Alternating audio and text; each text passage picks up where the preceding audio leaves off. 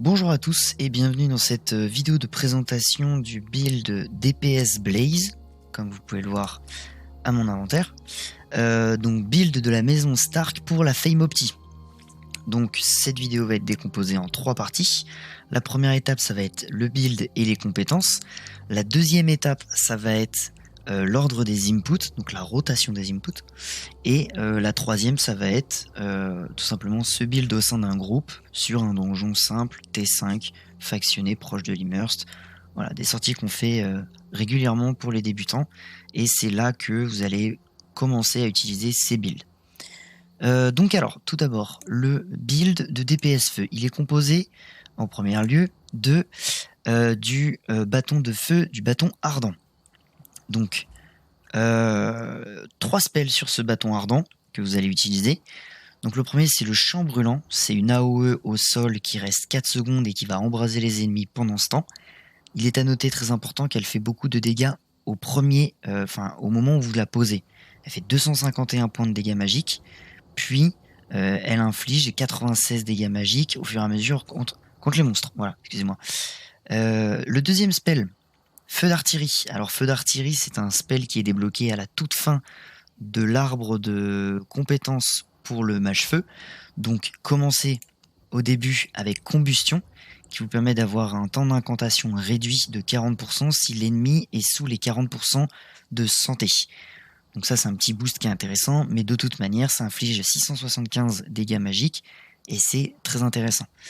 Le wall, vous n'en avez pas besoin, en général c'est en PVP, et la vague de feu, ça repousse les ennemis, donc vous le bannissez. Vous ne l'utilisez jamais, pas en tout cas en groupe. Et enfin, la boule de feu, donc c'est un premier spell qui est débloquable un petit peu plus tard dans l'arbre de compétences. Commencez par celui-ci au moment où vous le débloquez, c'est d'ailleurs celui-ci que j'utilise régulièrement. Pourquoi ? Parce que cette boule de feu, une fois qu'elle touche un ennemi, elle va infliger des dégâts aux ennemis aux alentours dans un rayon de 5 mètres. Donc c'est une espèce d'AOE, globalement il faut le voir un peu comme ça. Et son incantation, c'est 0,6 secondes. Donc on est sur un temps très court, immobile. Alors que pour le feu d'artillerie, on est immobile pendant 1,5 secondes. Et il y a pas mal de donjons où on se prend des AOE dans la tronche au moment où on incante. Donc voilà, le feu d'artillerie, c'est un petit peu compliqué de le caler comme il faut. Mais voilà. Enfin, le troisième spell, c'est la tornade de flamme. Un spell très intéressant sur ce build parce qu'il fait beaucoup de dégâts. C'est une tornade qui, si elle est bien agencée, que le pack est bien formé par le tank, etc., fait beaucoup de dégâts. À plusieurs conditions qu'on verra à la suite de cette vidéo. Le passif, donc le dernier, Fureur, après toutes les 5 sorts lancés, augmente vos dégâts infligés de 10%. Encore une fois, un boost de DPS. Et ce sera le cas pour tous les autres pièces d'armure. Ensuite, la capuche d'assassin de l'adepte. Son rôle, c'est de récupérer la tornade le plus rapidement. Car, comme vous pouvez le voir, le CD est de 45 secondes. Donc autant vous dire que vous êtes bien content d'avoir la capuche d'assassin pour récupérer un petit peu plus rapidement cette tornade. Donc voilà. Ensuite, on a la robe royale. Donc la robe royale, elle pose une rune au sol pendant 6 secondes. Et elle va, à chaque seconde, vous amener un bonus de 5% de dégâts et de 10% de vitesse d'incantation. Donc il est très intéressant, si vous commencez à voir un petit peu comment on va se construire le build, de combiner la fameuse tornade avec le 6e stack de la rune magique. Je vais vous donner un petit tips juste après pour que la tornade arrive pile poil au moment où vous avez le 6e stack. Parce que si vous commencez à l'incanter au moment où vous avez le 6e, les premiers tics de la tornade feront beaucoup de dégâts, mais pas les derniers tics. Donc voilà. Je vous montrerai ça après. Et enfin, tiens, d'ailleurs, hop là, j'avais pas le bon passif dessus. Augmente tous vos dégâts et vos incantations de soin de 8%. Ensuite, les sandales d'érudit. Sur ce build, comme vous voyez, aucune régénération de mana. Donc, les sandales d'érudit, elles sont là pour ça. La course intense qui permet de récupérer de la mana et qui fait un petit sprint. Mais honnêtement, le sprint, c'est pas le plus important de ces chaussures-là sur ce build, en tout cas. C'est surtout la mana. Donc très important d'avoir ces chaussures-là et de ne pas en prendre d'autres. Ensuite, les consommables, omelette au porc pour les vitesses d'incantation et les temps de recharge. Les potions, évidemment, de poison pour les boss. Et ensuite, en cap, alors vous avez plusieurs choix. Soit vous êtes un petit peu limite au début parce que vous débutez avec le build, vous avez un petit peu du mal avec la gestion de la mana, donc je vous conseillerais une Limmerst. Si vraiment vous voyez que vous avez plus aucun souci de mana, je vous conseille de passer sur la cape démoniaque. Ça fera un boost encore plus de dégâts, qui est non négligeable en plus. Donc elle s'active à une attaque normale et elle pose une zone de lave qui inflige des dégâts au fur et à mesure du temps. Voilà. Alors maintenant on va passer à l'étape 2 qui est la plus importante selon moi. C'est pour ça que je fais ces vidéos notamment, c'est pour vous expliquer correctement la rotation des inputs, etc. Donc alors, première chose. Donc le tank va packer, donc là il va faire son petit truc, machin, il pack les mobs, et à un moment, ok tu peux attaquer. Donc qu'est-ce qu'on fait? Première chose, rune magique. On pose la rune magique, ensuite on va faire le premier spell, voilà, sur le pack, on va attendre, donc là on a en haut à gauche comme je vous disais les 6 stacks, donc là ils viennent de dépôt. Et voilà, ça va être donc la rune magique, la première, le champ brûlant. Une fois que 5 stacks sont montés, on va claquer la tornade. Pourquoi? Parce qu'elle met 1 seconde d'incantation. Donc au moment où vous allez la claquer au moment du 5, elle va apparaître au moment où vous allez récupérer le 6e stack. Et elle va durer toute la durée du 6e stack. Ce qui va faire que cette tornade va être boostée au maximum de ses puissances. Donc c'est ça qui va être très intéressant. Donc là je l'ai fait au ralenti tout à l'heure, mais je vais vous le faire en temps réel pour que vous compreniez un peu mieux. Une fois que vous avez claqué votre tornade, vous allez tout de suite claquer votre feu d'artillerie. Vous essayez de vous mettre un petit peu loin du pack, la portée est hallucinante du feu d'artillerie. La portée, vous le voyez, elle est de 18 mètres. Donc éloignez-vous du pack pour éviter de prendre ces AOE dont je vous parlais plus tôt. Et enfin, le pack est tombé, tous les mobs sont morts. Qu'est-ce qu'on fait? Méditation pour récupérer la tornade le plus rapidement possible. Si jamais vous avez utilisé la tornade juste avant, si vous n'avez pas utilisé la tornade, ça sert à rien de l'utiliser. Et vous claquez la course intense. Ça, de toute manière, vous le faites, vous le claquez. Ok. Donc je vais vous montrer un petit peu ce que ça donne en temps réel. Donc le tank est en train de packer, tac tac tac tac tac tac. Il me dit c'est bon, tu peux attaquer. Tac, on pack. Hop, le champ brûlant. On attend 3, 4. Donc là on fait des auto-attaques, mais moi je peux pas. On a le 5e, on met la tornade. 6. Ensuite on fait le Z. Bon, le Z, moi je peux pas le faire, mais voilà. Le pack est terminé, tous les mobs sont morts. On récupère la tornade. Ça va plus vite, plus vite, plus vite. Et on récupère la mana. Tac tac tac tac tac tac tac tac tac. Et voilà. Et là vous êtes prêts à en enchaîner. Voilà. Donc vous allez voir durant l'étape 3 le feu d'artillerie et le rôle de la rune magique avec la tornade. Voilà.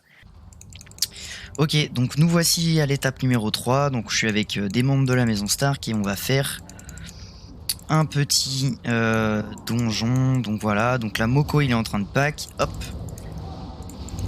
Le champ brûlant. 5e stack. Un peu tôt. La tornade, ensuite le tir d'artillerie.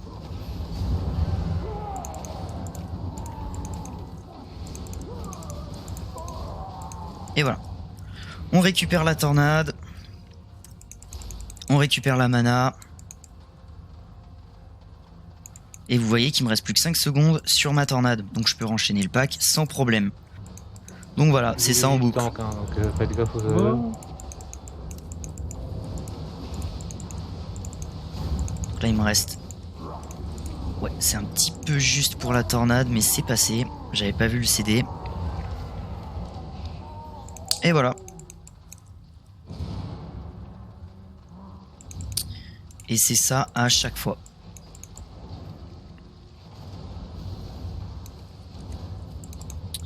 Je popo le boss juste après.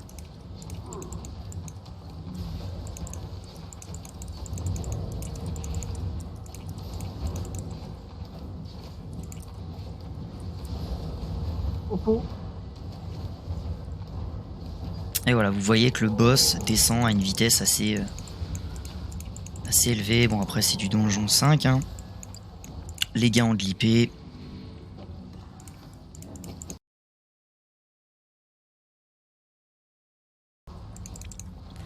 Donc Moko est en train de pack. Hop. Donc voilà, on attaque, on attaque, on attaque. 3, 4, 5. On claque la tornade. Le sixième stack est arrivé. Le feu d'artillerie ensuite. sur le mob qui a le plus de vie, en l'occurrence là c'est la Mama. Les bumps, ça, Et voilà. te dérange pas, genre. Enfin, ça Méditation, pas pour, on récupère la tornade. La course pour récupérer la mana. Après, ça peut être gênant pour celui qui met et voilà. une plaque de flamme au sol. Là.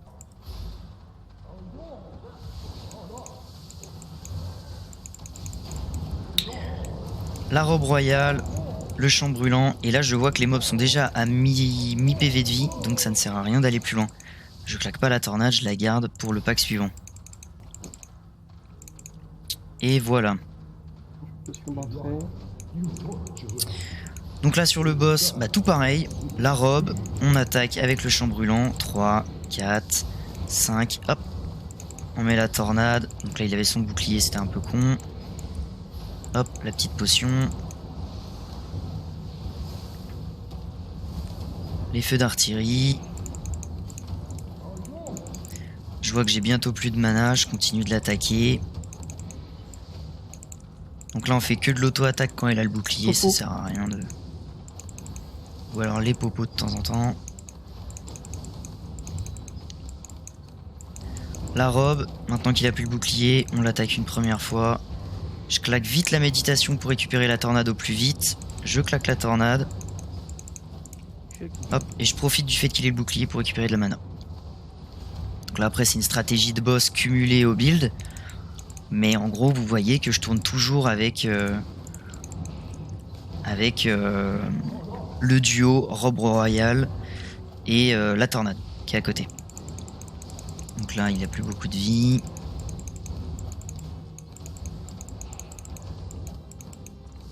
On va essayer de pré-shot le bouclier. Trop tôt. Trop tôt mais voilà c'est bon. Il est tombé. Qu'est-ce qu'on a dedans? 538. Les gars, c'est qui a eu le loot à 500 000? Moi. Il y a eu 500... Il y avait... Ah, Moko. Oh, GG. Je m'y attendais pas, dans un vieux donjon, un étage. Nous voilà rendus à la conclusion maintenant de la vidéo. Et dans cette conclusion, je vais vous présenter éventuellement des items qui peuvent être intéressants selon l'utilisation que vous en faites, etc. Premier item qui peut être éventuellement interchangé, c'est le capuchon royal. Donc que permet de faire le capuchon royal? Il permet d'économiser à 100% tous les spells pendant 15 secondes. Donc super intéressant, surtout que le build de feu, mine de rien, avec la tornade, ça demande quand même pas mal d'énergie. Voilà, vous voyez 125 alors que j'ai 335 d'énergie. Donc c'est quand même très énergivore.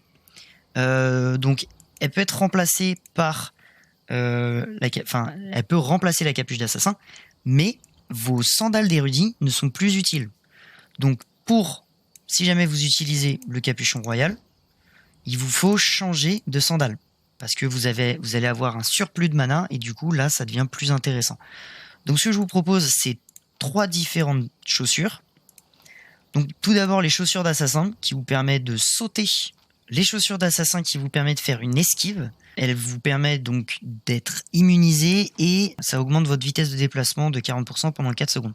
Donc une esquive plus un petit sprint. Donc si jamais vous êtes en train d'attaquer machin bidule, hop, vous faites votre petite esquive, ça vous fait un petit bouclier, ça vous permet d'esquiver les AOE. Il peut y avoir également les sandales d'ecclésiastique que j'aime particulièrement parce que c'est instantané. Donc petite démonstration, vous êtes en train d'attaquer encore une fois, vous vous faites attaquer, hop là, ça vous TP. Et enfin, alors là par contre c'est beaucoup plus méta HCE, on va dire. Ça coûte cher, mais c'est très utile. Si jamais vous attaquez en premier, vous attaquez avant le tank, vous voulez vous défaire de ces mobs. Donc soit le tank reprend l'aggro avec un sort qui permet d'augmenter la menace, ou alors vous utilisez les chaussures de ténacité, et vous pouvez tout simplement vous rendre invisible. Donc voilà. Et en plus, c'est plus une méta HCE, donc pas vraiment fait pour le PVE comme on en parlait juste avant. Comme je vous en parlais dans la partie de présentation du build et des compétences, vous pouvez changer votre cape pour une cape de l'immerse, voilà, qui vous permet de récupérer de la mana, tout simplement. Je vous remercie pour avoir regardé cette vidéo et j'espère qu'elle va vous aider. Et j'espère qu'on va avoir de plus en plus de mage-feu au sein de la maison Stark, car les mage-feu, c'est les meilleurs.